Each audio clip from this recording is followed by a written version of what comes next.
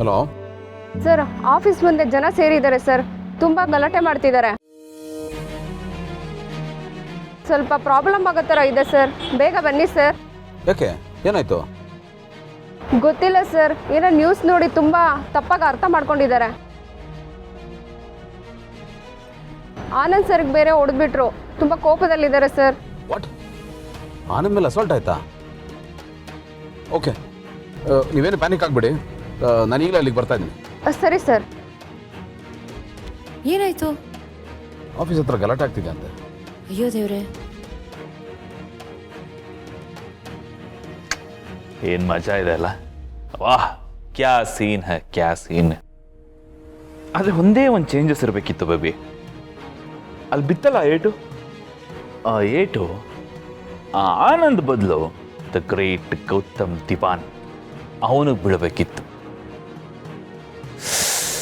ಆಗ ಸೀನು ಏನು ಮಜಾ ಇರ್ತಿತ್ತು, ಏನು ಇಂಪ್ಯಾಕ್ಟ್ಫುಲ್ ಆಗಿರ್ತಿತ್ತು ಅಂದ್ರೆ ಮಿಸ್ ಮಾಡ್ಕೊಂಬಿಟ್ಟೆ ಬೇಬಿ ಅದನ್ನ. ಇಟ್ಸ್ ಓಕೆ, ಇವನಿಗೆ ಬಿದ್ದಿದ್ದು ಒಂದು ರೀತಿ ಒಳ್ಳೇದೆ, ಬೀಳಲಿ. ಜೈ, ಇದರಲ್ಲಿ ನಿಮ್ಮ ಕೈವಾಡ ಏನೂ ಇಲ್ಲ ತಾನೆ? ಎತ್ತೋ ಬಿಡ್ತು ಅನ್ನ ನಿಂದೊಳ್ಳೆ ಅವಮಾನ ಮಾಡ್ತಿದ್ಯಾ ನನಗೆ? ಏ ಬೇಬಿ, ಕೈವಾಡ ಕಾಲ್ವಾಡ ಎಲ್ಲ ನಂದೇ. ಅಲ್ಲಿ ಉರಿತಾ ಇರೋ ಬೆಂಕಿ ಯಾರು ಹಚ್ಚಿದ್ದು ಅನ್ಕೊಂಡಿದ್ಯಾ? ನಾನೇ.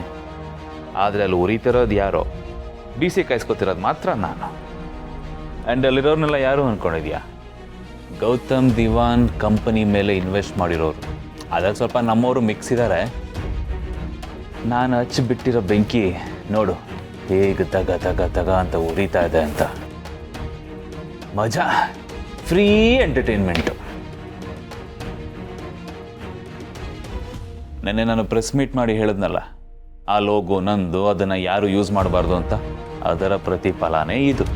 ಅವನಿಗಿಂತ ಆ ಲೋಗೋಗಿರೋ ಮರ್ಯಾದೆನೇ ಜಾಸ್ತಿ. ಈಗ ನಾನು ಒಂದೇ ಒಂದು ಸ್ಟೇಟ್ಮೆಂಟ್, ಈ ಲೋಗೋ ಅವನಿಗೆ ಸೇರಲ್ಲ, ಅವನಿಗೆ ಸಂಬಂಧಪಟ್ಟಿಲ್ಲ, ಅವನು ಅದನ್ನು ಯೂಸ್ ಮಾಡೋ ಹಾಗಿಲ್ಲ ಅಂತ ಬಾಂಬ್ ಹಚ್ಚಿದ್ರೆ ಅಷ್ಟೇ ಕತೆ. ಅವನ ಮೇಲೆ ನಂಬಿಕೆ ಇಟ್ಟಿರೋ ಅಷ್ಟು ಜನರು ನಂಬಿಕೆನೂ ಪೀಸ್ ಪೀಸ್. ಆಮೇಲೆ ಏನಾಗುತ್ತೆ ಗೆಸ್ ಮಾಡು? ಏನಾಗತ್ತೆ? ಇನ್ವೆಸ್ಟರ್ಸು ಜನ ಸಾಕಪ್ಪ ನೀನು ಸವಾಸ, ನಿಂಗೊಂದು ದೊಡ್ಡ ನಮಸ್ಕಾರ, ನಾವು ಕೊಟ್ಟಿರೋ ಹಣನ ನಮಗೆ ವಾಪಸ್ ಕೊಟ್ಬಿಡು ಅಂತ ಮುಗಿ ಬೀಳ್ತಾರೆ. ಗೌತಮ್ ದಿವಾನ್ ಕಂಪನಿ ಮರಳಲ್ಲಿ ಕಟ್ಟಿರೋ ಅರಮನೆ ಥರ ಟುಸ್ ಅಂತ ಹಂಗೆ ಬಿದ್ದೋಗುತ್ತೆ. ಡೌಟ್ ಅನ್ನೋದಕ್ಕೆ ಅಷ್ಟು ಶಕ್ತಿ ಇದೆ ಬೇಬಿ ಬಿಸ್ನೆಸ್ಸಲ್ಲಿ.